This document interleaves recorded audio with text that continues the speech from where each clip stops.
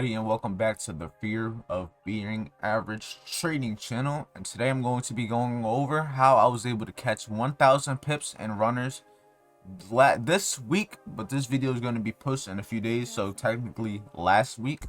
But nonetheless, this video is going to be informative, and I'm going to show you how I caught each individual trade, and I have screenshots to show you each thing.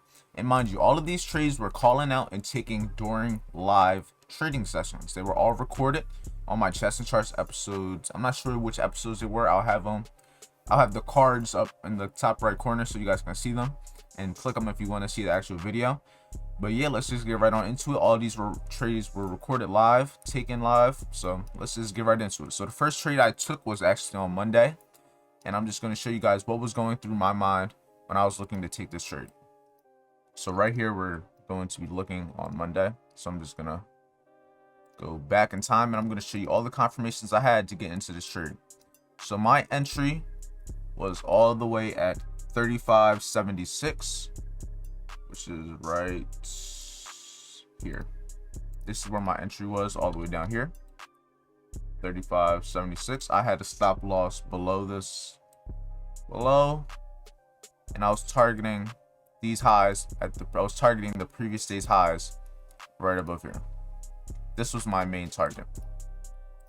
So now I'm going to show you why I was looking to target here, why I was looking to get into my trade here, and all of that good stuff. So we're going to have to go to the 1 hour time frame. What's the 1 hour or the 4 hour? I think it might have been the 15-minute right here.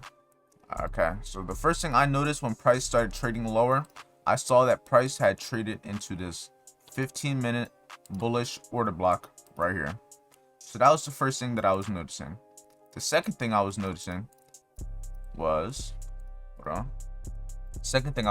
is, let me mark up the Asian range of that previous day, because these are all things I was looking at while I was taking this trade. Pull it all the way over to here. You can see this is our Asian session that I was currently looking at when taking this trade. So basically, at this point in time, I was looking to catch this overall reversal from this low, and I was looking to target this high. In this case scenario, you can see that this high wasn't fully targeted, but you'll see why it doesn't matter later on. Also, from this low to that high, I'm going to pull my fib also, and you can see that we had two confirmations for why price should go lower. And even, was it even that fib? I think I had an even lower fib. That's why I was on the right here. I had it drawn from this low to this high. And you can see the reaction we had in price. Go back to the 15-minute. You can see price had a reaction at this 15-minute order block, and it tapped into the 70.50% to almost to the pip. By a few pips, it came a little bit lower. But you can see the reaction it had. So from here, I was looking at, okay, I kept all these things in mind. I saw that we traded into the 70.50%. I seen that we were making the low of the day during New York session. And the key you guys to pay attention to is when the high of the day or the low of the day is being made during the New York session from around 8 o'clock in the morning EST to around 10 a.m. EST, you can anticipate that there is a high chance that a possible reversal is going to happen. In this case, you can see it did happen. So all I was looking to do is I was looking at time. This was at 9:30 time, price, and I was looking for overall reversal and to continue bullish. That's all I was looking for. Simple trade. So when price came down at 9:30, I saw that, put my stop below the low, and you can see I was able to catch this trade. Hold on, let me get out of full screen so I can show you guys a screenshot. I was able to catch this trade right here from 35.76, kept my stop below that low, and I was looking to take price even higher, and you can see price traveled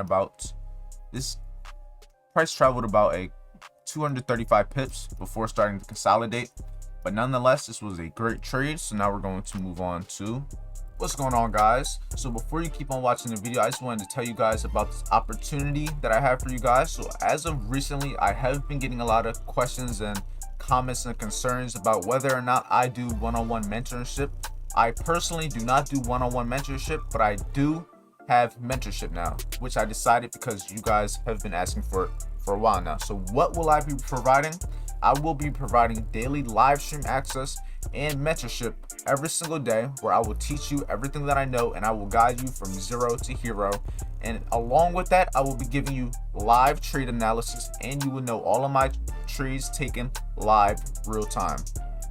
So with that being said, the price of it right now is $100 a month, but the price is not going to be like that for long. After the first 100 people join, I will be having the price go up. So make sure you take advantage while you can. And now you can finish watching the video. Trade that I was able to catch. So the next trade I was able to catch actually wasn't the next day. It was, I think, Wednesday. I'm not sure the exact day it was. It was either Wednesday or Tuesday. Hold on. Let me see. 35 through 28. That was about hold on, just making sure. 328 is right here. Actually, I think it was the next day. It was the next day. So it was Tuesday. I was able to catch this next trade. So let's just move all these markups over. We'll get rid of that. We'll leave them right there. Move them over. This is to clean up this area and price, just so the next day's markup isn't as cluttered. So what I'm going to do, I'm going to mark up the Asian range that price was creating from Monday going into London session for Tuesday morning.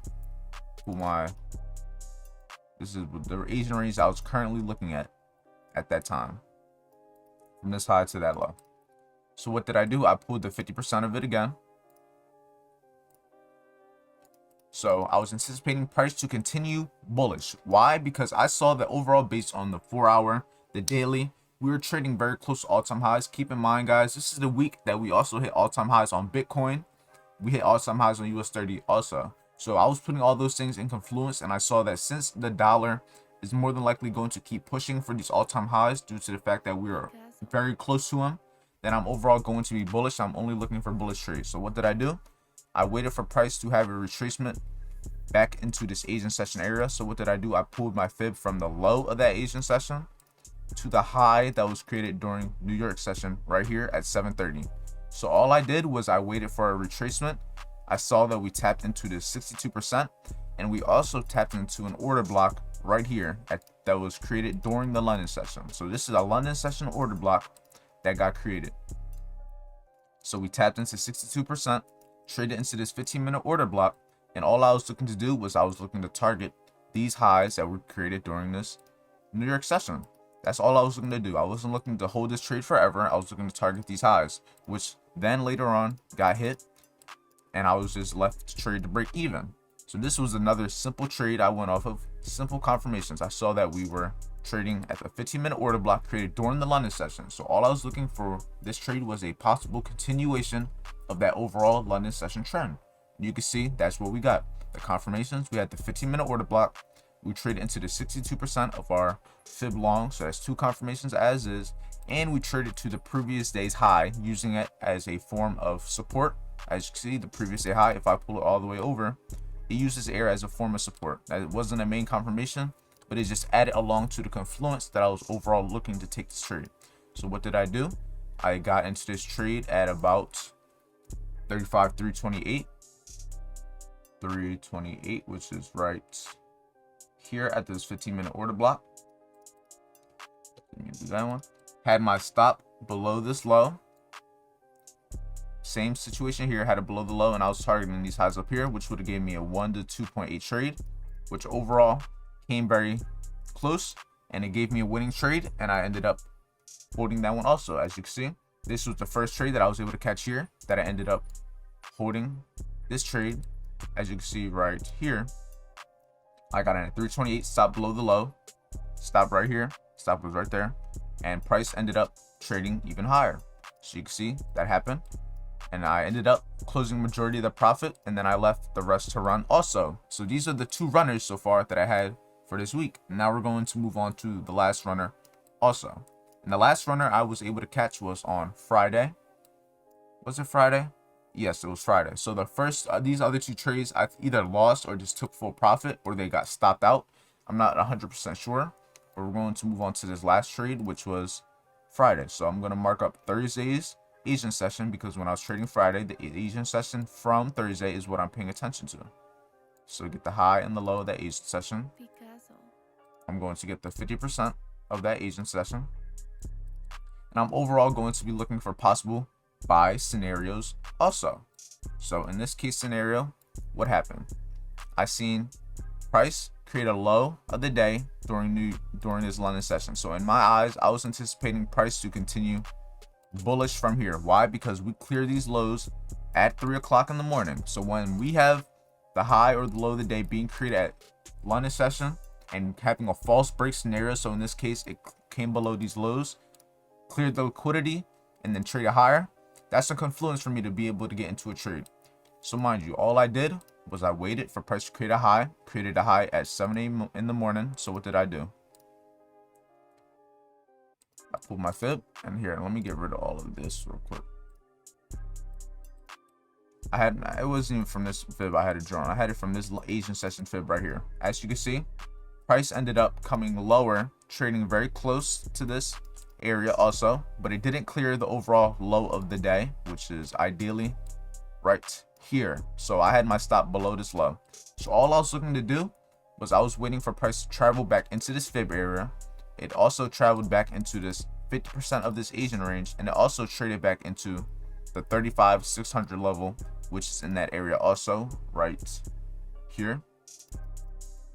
So I was putting all of these things in mind. So I had 35,600 area. I saw that London session possibly created the low of the day, so I had my stop below there, anticipating price wouldn't disrespect that area because I was overall bullish. I also saw that we were at the 50% of that Asian range. So those are 3 confirmations so far. And now we put time up and price into it. So we're coming into 9 o'clock. So coming into 9 o'clock, and we had multiple confirmations to see price travel higher. So what was I looking to do? I was looking to target the high of that day, which is all the way up here. I was looking to take price longer. So where did I get in? I got in at 35,559. 35,559, which is 35,559.92. There it is. Okay. So I got in right here at the 50% of this. Then I also saw that we had this order block right in here also. We had this 15-minute order block right here. So as long as I could see price travel and stay above 35,600, stay above this 15-minute order block, and remain above this overall low London session, I was overall bullish, and I was looking to take price back to these highs, put my stop below that London session, and I was looking for a possible 1 to 3 trade. And in this case scenario, price just flew, and as you guys can see, it just started flying. It came to about right here total. This is where I was able to catch most of my runners. So if you pull from here to here and put all of these trades together, we have caught 690 pips from one trade. I'm going to add them all up for you guys. So we caught 690 pips from this first trade that we had running. Then we caught another 439 pips from this second trade. Then we caught another 164 pips from this trade, leaving us with about a 1,293 pip trades for the week. And yes, I have my screenshots, guys. I was able to hold all of these trades from 35,082 all the way to about 35,717.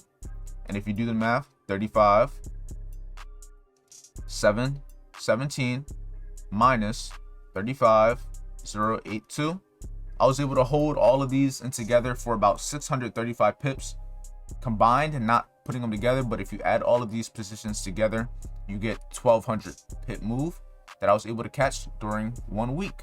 And as you guys can see, these were all bias trades, and I was looking for the same things on all of these trades. They were all very similar setups. We had 2 London continuation moves and 1 reversal move. And as you can see, these were great moves. They were able to capitalize on a lot of money, and I was able to make a good amount, and I was able to have this trade run and have a winning trading week.